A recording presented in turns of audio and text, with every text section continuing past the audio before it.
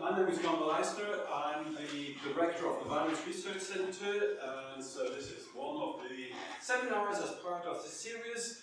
I'm just saying hello, really, and introducing the seminar series, and I will hand over to Paolo Campana, who is also a member of the Violence Research Center, who's doing a lot of work on organized crime, and he will introduce the speaker. It's a great pleasure to have you here. I would also like to recognize Vincent's contribution to making this all happen. He's a PhD student of ours, and he took the initiative to organize and launch this event. And I'm sure you will all be having a very interesting and informative afternoon, and I hand over to Paul. Thank you. Thanks a lot. Thanks everyone for coming. Well, it's a great pleasure to, and thanks to Vincent too, particularly. It's a great pleasure to introduce Jonathan Lusthaus, but Jonathan and I have known each other for quite a while. So Jonathan is the director of the Human Cybercriminal project, and the human element is going to be very important, and you will see in the presentation why. Jonathan is also, the project is based at Oxford, University of Oxford. I know Milan is perfect. At the Department of Sociology. Jonathan is also a research fellow at Nuffield College, Oxford. He is graduating from the Masters and the PhD from the Department of Sociology at Oxford. What I found fascinating, you will see in the slides today, so this is the result of this book, which I highly recommend, very well written. This book is the final product of 8 years of traveling, researching, talking to people, coming from China to Nigeria, Russia, Belarus, talking to a crowd of interesting people that Jonathan will introduce you to. So, without further ado, thank you very much, Jonathan, for being here tonight. It's a great pleasure, and I give the floor to you. 45 minutes, and then we have a Q&A discussion followed by drinks. Thank you. Well, thank you very much for having me. I know we like to make Oxford-Cambridge jokes from time to time, but I'm always very pleased to be in Cambridge. I think it's a great environment, and very, very grateful for the invitation and for all the organisation that went into this. It's really a terrific thing. So, as Paolo mentioned, this presentation is really about the book that I spent almost a decade writing. Again, if you want to see that it exists as a physical item now. That's the cover up there. This has been a huge part of my life, really almost my sole focus over what is 7 years of fieldwork, 8 years including the kind of writing publication process towards the end. It's been a massive part of who I've been, so I'm hoping to share a little bit about how that came about, what work has led to in terms of this presentation. As much as I can in a 45-minute period to sum up a 300-page book, that's my job this evening. So, as Paolo mentioned in the introduction, I'm very much focused on the human aspects of cybercrime. And so I like to begin with images of actual cybercriminals, and this is two images that I'm very fond of because they're two of my favorite cybercriminals. They're two people who played a very, very important role in the history and the development of cybercrime. So these two gentlemen are both Ukrainians. On the right-hand side, or your right-hand side, we have Roman Vega. His online name is BOA, which is an acronym standing for Bank of America. So his business was a lot to do with credit card details in that space. On the left-hand side, we have Dmitry Golovov. His online name was Script. And so what these people tell us is something very interesting. They tell us about really the origins, in some sense, of the organization of cybercrime. So we hear a lot today about the dark web, the darknet, crypto markets, all this type of stuff. But we've seen marketplaces around cybercrime for decades, actually. And so these guys were talking about really the turn of the millennium when they were operational. They had a site called Card Planet, which was at that time the dominant place where people involved in credit card fraud and other types of criminal activity in the cyberspace used to congregate. It was very much like an eBay for criminals. They would trade, network, and it was very, very important in terms of the function. But as much as we think about the online aspects of this, it's important to also think about the context of where these people come from and the lives that they live and who they live them with. And so this also tells us something in terms of these two guys, the stories that they have it tells us a little bit more about cybercrime. So if we think about Ronan Vega, he was arrested in Cyprus. He was extradited to the US, this is in the mid-2000s, and he got a very, very long prison term. Golubov had a different outcome. So Golubov was arrested in Odessa. He was arrested in the Ukraine, and he was released after only about 6 months. So it's an interesting case in terms of how that came about. And after being released, he founds a political party, the Internet Party of Ukraine. And in this party, they originally do sort of things like running Darth Vader as candidates in elections, things like this, a little bit of fun, but they're generally trying to promote the importance of the internet and internet in Ukrainian politics and society. But he actually gets pretty serious after that point. Golubov has been elected as a member of Ukrainian parliament. He's in the Petro Poroshenko bloc, right, which is the ruling party. Certain people think that he might have leadership ambitions himself at some point. He's in his mid-30s now. But this tells you something about how embedded cybercrime is within the broader context of where cybercriminals live and where they come from. This is not something where we think about faceless people, where it could be anyone. Actually, there's reasons why certain people are engaged in this business and why they play certain roles within this business. So that's a little bit of background to start things off. In terms of the focus of this book, what I'm really addressing here is the industry of cybercrime. What I think we're looking at today is something that has moved to the point where it is very much an industry. And so what I'm talking to you about today in terms of this book is, one, the process of industrialization, and I'm going to walk you through that very quickly in terms of why I think this has become an industry. But the second part of it is actually a puzzle that I'm very fascinated by, which is how has this industrialization actually taken place? When what we're talking about here is cooperation amongst criminals, and particularly criminals that we often think of as being anonymous, that they don't know who each other are. And so this creates a little bit of a trust problem and a cooperation problem. So I'm very interested in how they've solved this problem to build the industry up to the scale that it's on. So in this slide, I'm going to give you a one-slide history of cybercrime, which is quite hard to do, but I'll do my best. What we're talking about here, I think the first and major point I'd make, which is not going to be a surprise to certain people in this room I know, which is hacking and cybercrime are not the same thing. They're very different things. And they're different for a number of reasons. One is that not all hackers are cybercriminals. There's white hat hackers, there's all sorts of hackers doing very positive work. A number of them probably work for this university in different capacities. So not all hackers are cybercriminals, but the reverse side of this is not all cybercriminals are hackers. What we're seeing now is actually a whole range of different sub-disciplines within cybercrime, some of which are non-technical at all, don't require hacking ability, don't require programming ability, and so we see a whole range of actors involved in this space. So we need to separate these two terms, I think. And so what we're looking at is not so much the history of computer hacking, which really begins in the 1950s onwards. What we're really looking at is the history of profit-driven cybercrime. And this is something that emerges more in the 90s onwards. And I think the reason for this is the point when we start to put things of value online. So we see some isolated cases before this point, but that's when we're starting to create really a more target-rich environment where it makes it worthwhile to be a profit-driven cybercriminal. But the real turning point, and that Carter Planet case is not the sole turning point, but it's kind of symbolic of this, is around the turn of the millennium, we start to see a shift where we start to see a greater network grow, a greater professionalism growing within this space, and really a group of people who become very, very good at this, and really begin to establish what are the foundations of how this industry works. So ultimately, why do I think it's an industry? I think it's an industry because it shares many of the same qualities that we find in other industries, whether they're legitimate ones or criminal ones. So I've talked a little bit about specialization already.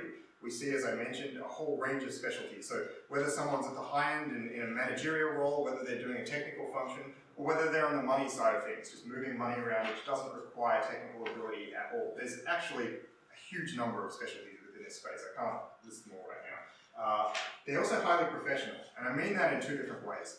One is we're starting to see some of these groups operating in a very business-like function. You know, they, in certain cases, operate out of office spaces. They have accounting software. They're paying people on salary in certain instances. But it's also professional in a sense of the talent pool involved in this. If we think about certain countries around the world where cybercrime is a major problem, certain parts of Eastern Europe, for instance, what we're actually seeing in these cases is people sometimes having a past involvement or a current involvement in the legitimate tech sector as well as being involved in cybercrime. So when I say they're professional, it's because these people are highly educated, they're highly skilled, and they're good at what they do. And so we're seeing similar types of people getting involved. Final 2 points there are markets within cybercrime. So I've given you one example, that's just one. There are many, many others, and they take many different forms, but that's clearly present. And the final point on firms, what we're seeing, we get distracted by dark web, all these sorts of terms. They're actually operational groupings involved in carrying out cybercrimes. In a sense, they are providing the production in this space. And so it's very important to focus on those groups as well. And I think when you drill down into the basic economics of this, what we're looking at in certain cases is firm-like structures, things that look like companies that are effectively businesses. That's the role that they're playing. So this isn't going to be a surprise to certain people. For those who haven't seen what a forum or a marketplace can look like, this is an example. This is actually a British forum from a few years ago called Goes to Market. It just shows you some of the sub-forums that are available in some of these places. So we can see up there some things like credit cards for sale. We can see banking logins further down for sale. And towards the bottom, we see some other interesting things. So we see some tutorials, so you can actually provide a tutorial in terms of sharing your knowledge within the community. And we have a scammer section where you can name and shame, you can report people who've misbehaved, who basically ripped you off or done something else. So this just gives you a rough idea of what the space can look like. So as I mentioned, I've given you this very, very brief tour of the industrialization of cybercrime, of this history and this development. But as I said, the central kind of interest that I have in this is the puzzle of how these people have managed to coordinate on this scale. So how they've managed to build this industry when what we're talking about here is anonymous criminals who seem on the face of it to be terrible partners. These are not people that you should be trusting. And so how do you manage to get this high level of cooperation?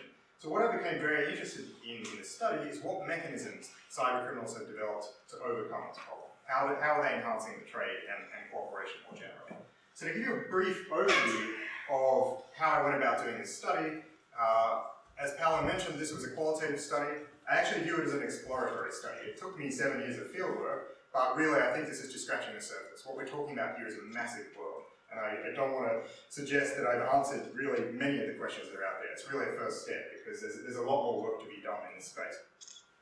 What the core of it was really interviews. So overall, there's 238 interviews that I did, often in a whole range of different countries. So I did it, as Paolo mentioned, a number of them from across Eastern Europe, from Nigeria, Brazil, a number of cybercriminal hotspots, as well as other countries as well. There's 20 countries in total, and in each location, I interviewed people who would have a strong knowledge of cybercrime in that location. So I interviewed people from law enforcement backgrounds, I interviewed people in the private sector who often had that interaction with cybercrime directly, whether they're in an investigation role or forensics role or something like that. And then I also interviewed former cybercriminals. And the reason why I thought it was very, very important to do this in a number of different countries was to get a better understanding of the local variation that was occurring here. Because it became apparent to me early on that cybercrime wasn't a universal problem in the sense that it was the same everywhere. A lot of people are facing cybercrime, but what I discovered through this research was we're actually seeing different types of cybercrime coming out of different localities. And so for me, this is one way of trying to answer this question. Along with the interview data, I pulled together as much other data as I could along the way. This included some legal data, whether it was indictments or court records, things like this, often public. I also gained access to some other archives of cybercriminal forums or various screenshots, which are either public or were gifted to me along the way by various people that I encountered. So that it was a supplementary source that was quite important. So in terms of addressing this puzzle in this online space, how do these people cooperate together? I really think it's very important not to start from first principles. I'm a social scientist. I think there's a number of social scientists in here. Just because we're talking about cybercriminals doesn't mean that we need to think about a new theory of cybercriminals. I think we can start from the point is, what are theories that we know about amongst humans or criminals or various other spaces that might be applicable here? And so that's what I did. I'm interested in cooperation, I'm interested in trust, so I started with the literature in that space to begin with. So for me, drawing on that literature, I like to think of trust as really the incorporation of a type of risk. It's a particular type of risk when we don't know if the other person on the other side of a bargain or what we're expecting in terms of cooperation is going to live up to what they're meant to be doing. That's the risk we take on when we trust. So ultimately, in terms of how that's valuable to us, conceptually, I actually think the concept of trustworthiness is more important. Because with trustworthiness, what we're thinking about is how can we assess who's less likely to breach the terms? Who's going to bring less risk when we try and deal with them? And so in that as well, there's also literature on this, on what is trustworthiness. And so I pulled together some basic concepts there in terms of reputation, which I think we all know something about, performance, which is basically a demonstration about certain qualities of ourselves, and appearance, which in cyber is very interesting because the online and the offline are quite distinct in terms of the appearance that we can create, and became a quite interesting point in this investigation that I did. The final topic there, enforcement, is not so much related to trust and trustworthiness directly. This is something where if we're not quite sure whether we can trust our partner or someone we're cooperating with, if we can have an enforcement mechanism providing a way that we know that the bargain will be lived up to, or we know that cooperation will succeed, whether it's a third-party enforcer or otherwise, that's something else that can play a role here. So to begin with reputation. I think this has been widely discussed in the economics literature and other academic disciplines. I don't think the cybercrime space differs actually hugely in this regard. Reputation is very important. Repeated interaction is very important. A number of the former cybercriminals that I interviewed, for them, they wanted to work with the same people where possible. So if they'd done business in the past, they wanted to keep working with those people until effectively they disappeared, because they knew something about them, they learned something about them, there was a safety to those interactions. The problem with cybercrime in this online space is that what we're talking about here is actually cooperation between nicknames, and nicknames can be changed. And so while in the offline space we might have reputation associated with us in a human body or our legal name, online we can change that name quite quickly. And so this creates a bit of a tension and a problem for cybercriminals, because really they want to do two things at the same time. They want to hold a nickname for as long as they possibly can, because they want to build up a brand, because they become known for something within the industry. People want to come back to them, they want to do business with them. But at the same time, they want to change their nickname all the time, because the longer they hold it, the more they're tied to it in terms of law enforcement investigation. If they've ripped someone off in the community, that's also associated with this name. So they want to keep the same name and change it all the time, which is impossible. Right? So what I found within this space is actually there's not one solution to this problem. What happens is you see different cybercriminals approach it in different ways. Some of it's, I think, due to their personality, and other parts of it, I think, are due to their role within the industry. So we see certain people who, their business is basically this brand. So someone might be a vendor on a marketplace somewhere. They might not even be the one who's supplying the product. They're buying this from somewhere else. And so ultimately, they're the face, and they take on the risk to hold the name because that's their role within the industry. That's their job, is to hold that risk. Whereas someone else who's a higher level actor, who might be a coder, who's writing very, very top level malware, they need to deal with less people because their product is very valuable. So they only need to have a couple of people know the connections between who they're meant to be. And so that, I think, allows people to change their names very regularly. And so you see these different roles emerging, and that plays out in how they manage their operational security as well.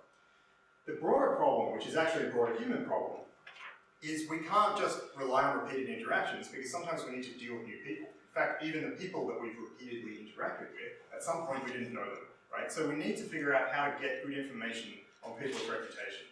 And so we see this cybercriminals, again, applying what other people do, which is they rely on referrals, they do background checks. In their case, they can actually draw up a lot of online information. They can draw up an electronic footprint, really, in terms of trying to put this together. And this is very, very important. But what we see in relation to the marketplaces in these online sites is the role they're really playing is actually institutionalizing this reputation mechanism. What they're doing here is providing things very similar to what you see on eBay or other legitimate sites, whether they're quantitative review ratings, so you rate it out of 5 or 10 for dealings that you have, and then you get this little score. They have qualitative reviews, so people say, I bought this product, it worked really well. All these types of things. There's name and shame sections as well, where you report bad behavior. Now, what these things are doing is basically publishing to a large group of people that information on reputation. So instead of each individual user having to gather that information themselves each time, what's happening is they can see it collectively as a group and they can share it collectively as a group. And so what this does is allow trade to be scaled up from quite small groupings into much larger groupings. And that really, I think, is one of the key roles of why forums and marketplaces matter and why they're very helpful to this space. So to move on to the second mechanism, in terms of performance, this is, as I mentioned, something more around demonstrating a certain skill or quality that you might have. So we can see this in quite a general way. We can see this in, I mentioned, the tutorials in some of these communities. So what you're doing there is a very generalized display saying, this is a skill that I have, you can see, I'm showing you all how to do it, and that might then lead to people thinking, okay, I want to do business with you because you're clearly on top of this business area or this technical area. But we also see more specific displays. So we see sometimes people being hired to do a very small job in the lead up to a much longer type of cooperation. We see samples of certain products where you want to get a little test buy, so to speak. And so that's quite important in terms of demonstrating the quality of your product or your skill, and then you can build that relationship over time. What again we see with these sites, like these marketplaces, is they've also institutionalized that function. Because what they've done is have certain aspects of this. So one of them is known as a review vendor or the verified vendor, which basically looks like certain members, appointed members of the marketplace being tasked to review products, right? And what they do when they've reviewed the product is, again, publish that information and have this person branded with the title review vendor. What it's saying to the group is you don't need to check these people out individually, we've done it for you. This is a safe person to do business with. So again, we see this kind of institutionalization and this scaling up. So the final issue in terms of trustworthiness I want to discuss is adherence. Now, as I mentioned, this is interesting because online appearance and offline appearance are not quite the same thing. If we think about our offline appearance, there's a lot of aspects of this that we can't change. Yes, we can change our hairstyle, we can wear different clothes, but there's usually certain aspects of our height, our physical appearance, that are much harder to change. And so what we see in the online space is we can create almost a new identity, a new persona if we wish, right? That's the idea. It's that whole joke about the internet dating, all these sorts of things. You don't really know who you're talking to, right? In a way that offline we have probably a clearer idea.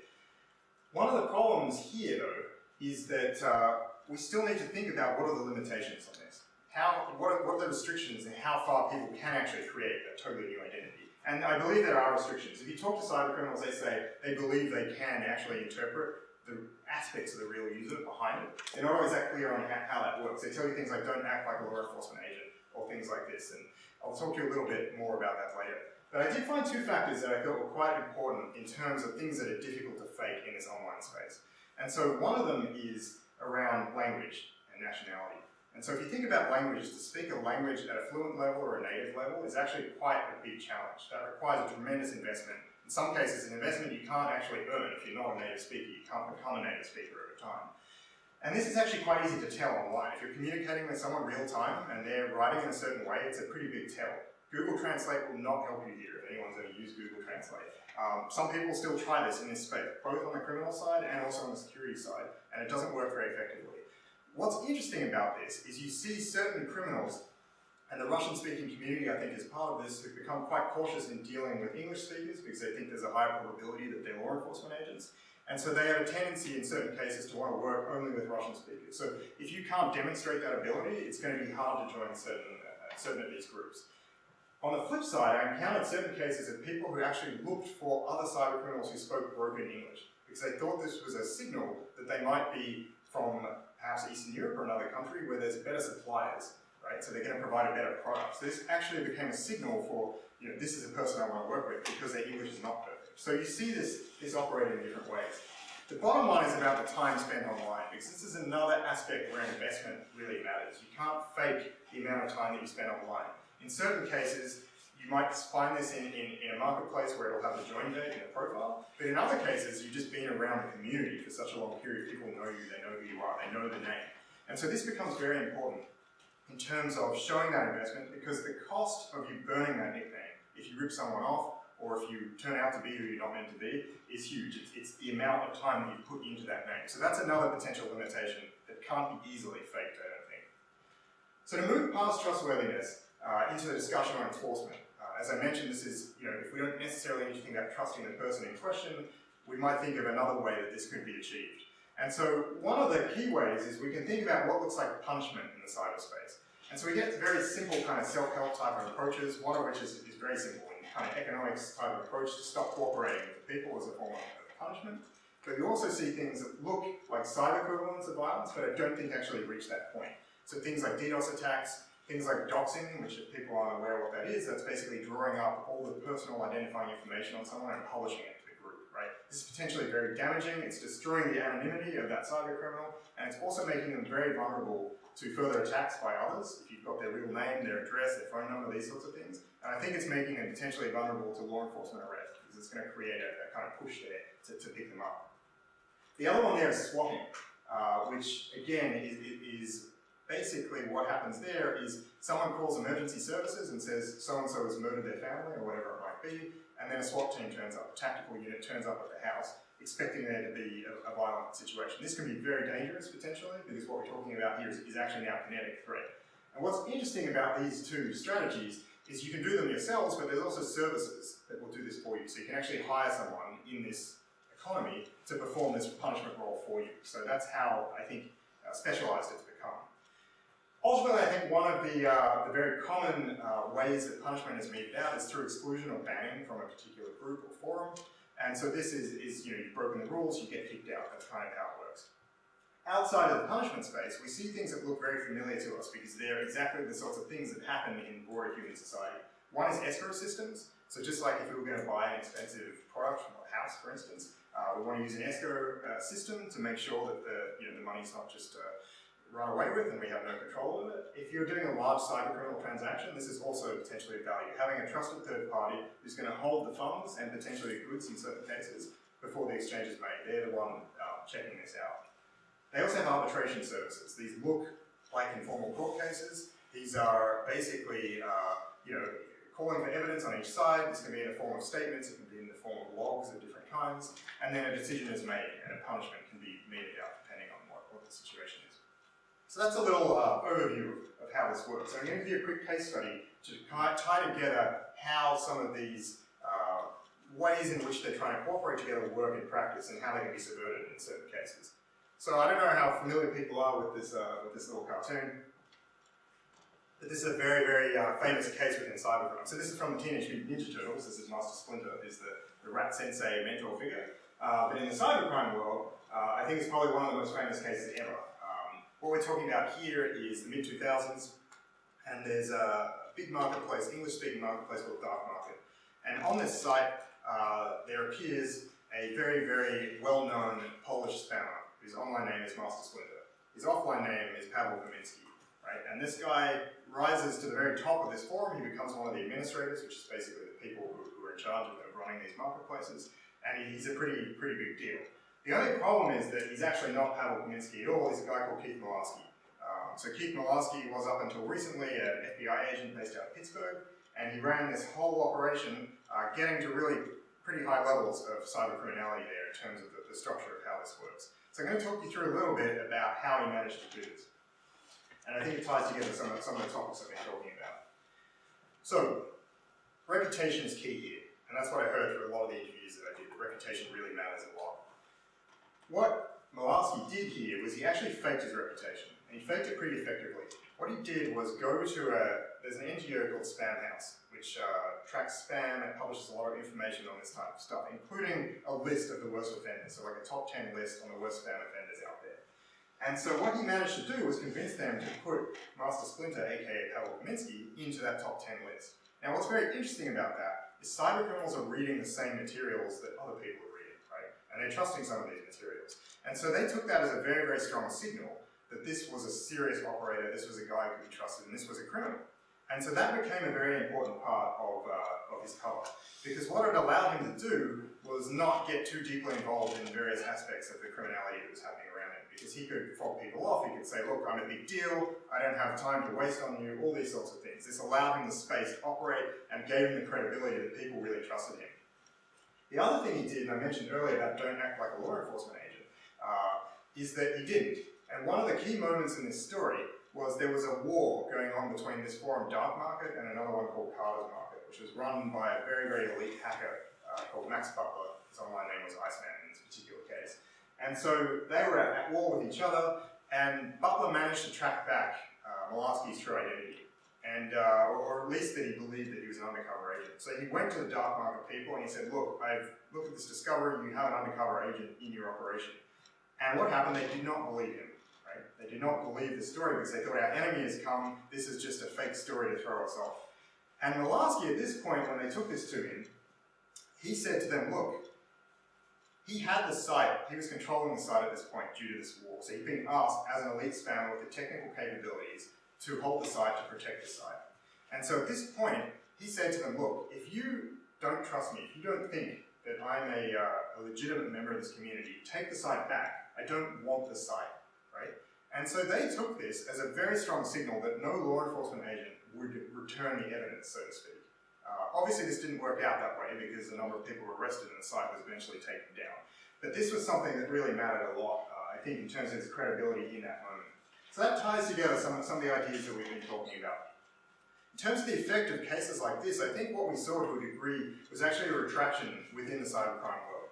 So we saw some of these big marketplaces at that time becoming very large, becoming very open and quite sort of not caring too much about certain things. And what happened at this point is we see, and certainly some of the former criminals that I spoke to, they really started to become much more cautious up to this point because they were suddenly aware of what the threat was and really start to retract back into smaller groupings for the kind of higher levels of cybercrime. So we see still big open marketplaces, but I think for the higher levels, they're operating in much more secure ways and they're much more careful about how they do things. So that sums up really the online aspect of this. I'm going to pull you through what is another part of this puzzle, because I went into this puzzle thinking, how do people online who are criminals work together? And I came out of this puzzle thinking, actually, maybe it's not that simple. And one of the ways that cyber criminals have solved this problem of dealing with anonymous criminals is to actually cross out the anonymous part and just deal with criminals, right? So there's one less problem within this puzzle. And so what I've seen in a lot of the work that I did was actually a very substantial offline dimension. And this is something that hasn't been widely discussed. I think we have a sort of growing literature around this. There's a Netherlands researcher like Rutger Goodfeldt and some others who are working in this space as well. I actually think it's a really important space to explore because I found quite a significant amount of it in the work that I did. So if I track you back to the first case that I discussed, this is the Carter Planet case. I talked to you about the marketplace that they developed, some of the people involved, but I didn't talk to you about one other very important aspect of this. And that's that a number of these offenders actually knew each other in person. So we know this because this is Odessa, by the way. This is a port in Odessa, and right at the end of the pier we have what was the Odessa Hotel. And in 2002, they held a cybercrime convention, which is basically a conference, drawing together members of this site, this network from around the region and around the world. It's just like any other business meeting. They come together, they discuss the state of the business, how to improve it. This wasn't the only time they did this. They met in 2001 as well, also in Odessa, to talk about business. And through the research that I did, I found a number of other meetings that took place with various members of this network. Coming together. Sometimes it was a social component, it was a bit of fun, but business is always discussed as well. And so this, to me, was a very important part of how they work together. So, in terms of understanding cybercrime, I'm talking to you about the industry of cybercrime. And so there's a natural blur, I think, and some of these examples will bear it out, between the legitimate and the criminal. But there's another blur, I think, that occurs between the offline and the online. And so I'll talk you through that very briefly. If we think about legitimate business, it's always been offline because the online didn't exist for huge parts of human history. When the online comes into being, what we see is actually, rather than virtual businesses taking off, where everyone's just operating in different places, we do see that in parts. But actually, most companies, and the largest tech companies, still have physical offices. They still have meetings, they still meet together. So they're using aspects of this sort of remote communication, but the offline has not disappeared. And so it's not a surprise, I don't think, in the criminal space, that we've also not seen a complete disappearance of this offline dimension. So to take a very generic image of traditional crime, organised crime like The Godfather, if we think about, again, crime throughout history has been offline because that was the only option. The online comes on, we get this other generic image of the hooded figure of cybercrime. He has a face somewhere. But basically, what I'd argue to you is that we're going to see a mirror process. We're not going to see cyber criminals emerge and say, no offline at all. We're still going to see aspects of this blurring, where some of them are still going to engage in the offline world. Some of them will try not to, but there's going to be a tension there. So in terms of the research that I did and the findings that I came up with, I found 3 different ways that they engage with the offline. So one is meetings between offenders. There's a strong temptation, even amongst those who don't want to engage with people in person, there's still a temptation to try and meet up. Sometimes for business, it might be in relation to doing trade where they feel like safer to meet in person. And in other cases, it's social. They know where someone lives. Over time, they begin to share more and more information. And they think, I'm passing through that city, let's meet up for a drink or whatever it might be. I think there's a natural push to want to meet the people that we work with. And we know, actually, in certain cases, they're known for long periods of time. The second one, we see gatherings, conferences. I talked you through the Carter Planet example, that type of idea. And the third one is operational groupings. And this goes back to that idea I was talking about earlier about firms and companies, business-like structures existing within cybercrime. These are the people who are actually carrying out the production, so to speak, in the cybercrime space. And so what we see here begins to look a lot like cybercriminal startups. So giving you a few examples here, they're quite well-known cases within the cyberspace. So top left we have Liberty Reserve. That's a pretty corporate-looking logo. If you don't know Liberty Reserve, we talk a lot about cryptocurrencies. Before cryptocurrencies, there were virtual currencies. There still are virtual currencies. Liberty Reserve was one of the dominant. Up until about 2013, it was taken out during a US Secret Service operation. But that was, at its time of operation, really one of the most popular, if not the most popular, currency for cybercriminals to trade with. What's interesting about that case is they operated out of an office park in Costa Rica. So they're in a building in the same office park as companies like Western Union and Hewlett-Packard. They had 50 employees. They look very much like a startup. They are a startup. It's just that their criminal base, their customer base are criminals. That's what we're talking about here. Rogue Digital is an Estonian example. They're basically like we're an internet service provider on the face of it, but they get involved in a whole range of criminality. They're known for this DNS changer case, basically redirecting people to sites that they don't actually want to go to that could lead to pretty bad consequences. But again, they have a corporate hierarchy. They'll get good press as a company, as a tech company in Estonia. Turns out they're primarily a criminal tech company. And the bottom two examples are examples of banking trojans. So these are malware that are basically written in a lot of cases to assist with the transfer of money out of people's online banking accounts. And so we have on the bottom left the CYBERCRIME example. So guys who are exploiting that malware were running an operation out of Moscow in an office that was externally a tech company. That's what they were doing, again, another startup. And here, this fancy building, this is a shadowy case, I think, dire malware. In this building, there were arrests made, and following those arrests, Dyer was damaged pretty significantly. So this is the kind of physical infrastructure that we're looking at here, in terms of these people actually operating within physical places and having these deep offline interactions. So the broader point I'd like to make is we can see these as companies. They're not all companies, these are just some examples. But what we're seeing is actually not just companies, but broader contexts that these people are a part of. So this is a photo from Undecover in Romania. Its nickname is Hackerville, as a famous article in Wired written a few years ago where it talked about its nickname. Fraudville is a more accurate descriptor. It's what they do there is online auction fraud, which is basically selling things online that don't exist. Traditionally it was on eBay, selling cars originally. They moved into a whole bunch of other areas. They rent out apartments that don't exist, all sorts of things. So what we're seeing here, it sounds like a simple scam. It's worth millions of dollars. But the organization around it is much more sophisticated and very much offline. So we're talking about groups of people who know each other in person, who've often grown up together, or maybe went to school together, come from the same communities. They can work in particular apartment blocks, moving strategically to evade police. This is a structure that is very much rooted in the offline, even though the crime itself is an online crime. So we can't forget this, because we see this in a whole range of examples. We see this, I've mentioned, in Eastern Europe, further to the east. We see this in the Nigerian context, where a lot of Nigerian offenders involved in whether it's these email scams or business email compromise or otherwise, a lot of them appear to know each other in person. They have these social connections that are important in terms of the groups forming to get involved in this. So, as I mentioned, I don't want to create the view that the online is not important, because it is. I want to more emphasize that the offline is forgotten. What we're actually seeing here is really a balance in terms of why someone might want to operate online versus offline. They bring different advantages and different disadvantages. So if you're in the online space, one of the difficulties is it's harder to enforce. It's harder to know who you're doing business with.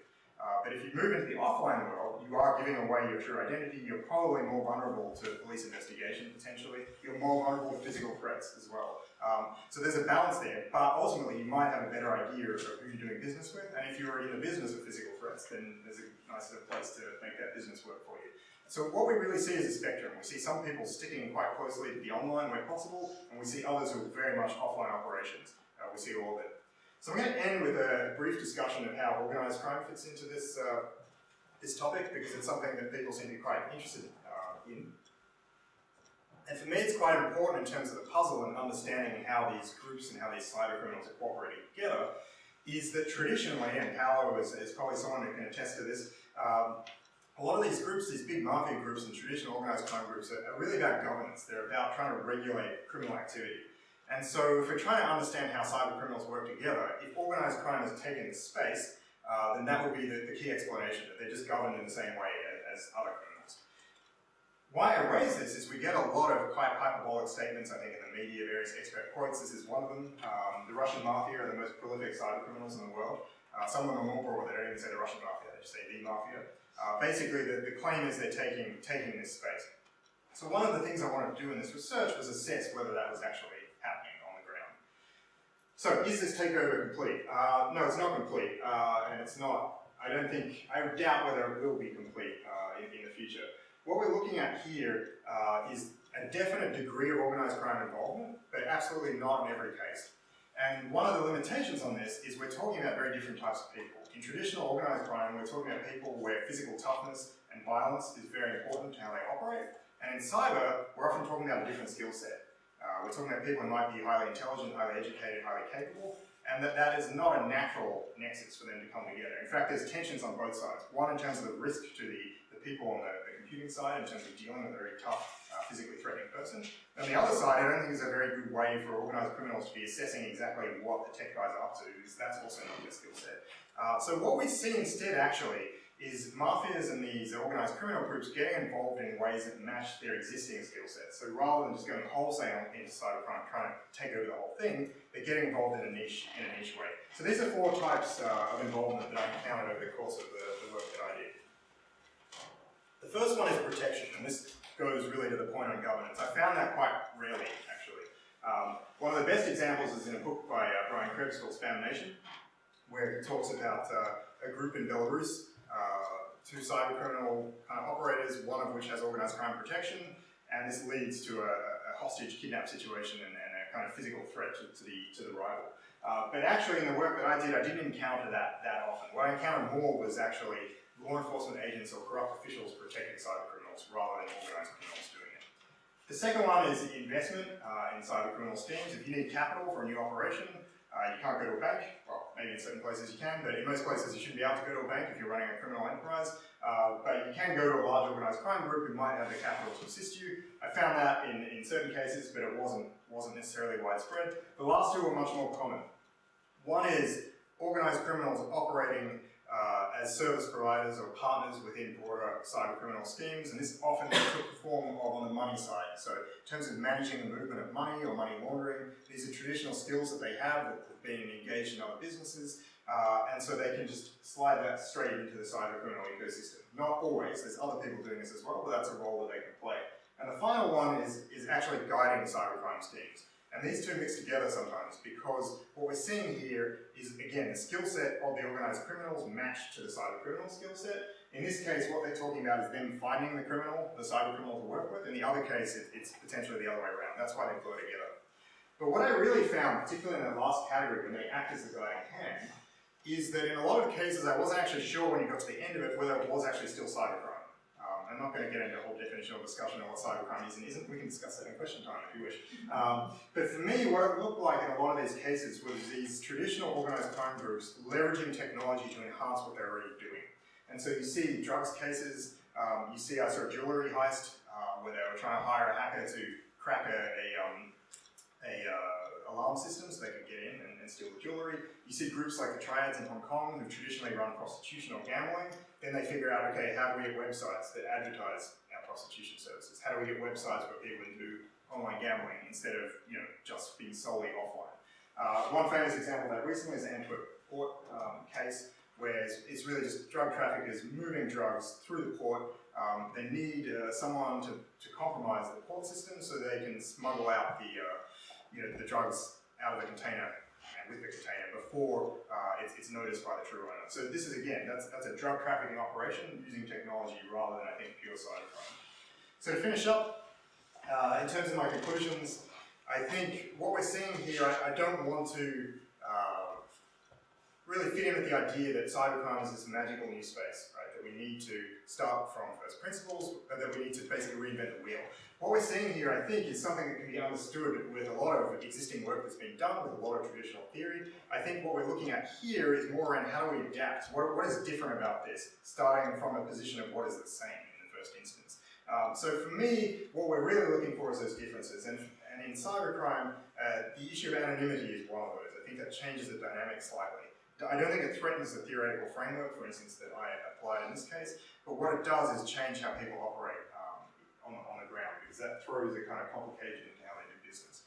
To leave you with one final point, which I'm not sure is a pressing point or not, in terms of how this plays out, I talked about, in some sense, the effect of law enforcement operations and those interventions and the reaction that it has amongst the cybercriminal community. I think on both sides of this, what we're seeing is really a cat and mouse game. We're seeing a cycle. And so if we think about the early days of cybercrime, those big forums like Carbon Planet, as I mentioned, they become very successful, they become quite open, but what happens is that leads to an intervention. They get too big, it becomes too much of a threat, there has to be a response. As a result of that, that's their failure. law enforcement succeeds with such operations, but as a result of those operations, we see this retraction. We see cyber criminals moving and operating more cautious ways, and what this does is make the investigations harder for law enforcement. Right? It made their job more difficult by succeeding in the first place. So rather than being a silver bullet or something that's going to solve this, I think what we're seeing is a cycle here, and we're seeing something that has to be managed and reduced. And I don't think this should be a surprise in an Institute of Criminology, because we've yet to get rid of crime. Right? So I think it's a little ambitious to think just because cybercrime is new, we're going to find a solution to it. What we're talking about here is more about how do we limit it to a level that's acceptable, and that's really the task going forward. So on that note, I'll leave it there, and then happy to answer any questions.